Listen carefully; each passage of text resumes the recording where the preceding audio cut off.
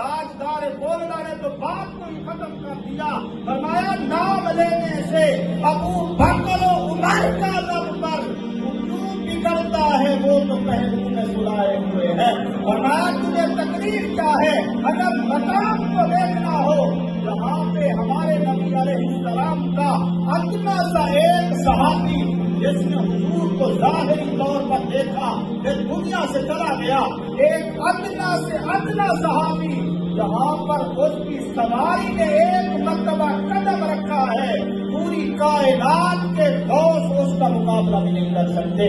یہ مقام ہے حضور علیہ السلام کے صحابہ کا، یہ مقام ہے ہمارے نبی علیہ السلام کو دیکھنے والوں کا، جہاں پہ بات اقلیت کی نہیں ہے، بات تعجب کی ہو رہی ہے. تو لہذا اگر شان کو دیکھا جائے تو پوری کائنات میں اگر افضل البشر ہیں تو پوری کائنات میں سب سے پہلے نمبر پر ہمارے نبی علیہ السلام فرماتے ہیں حضرت ابو بکر کی ذات ہے.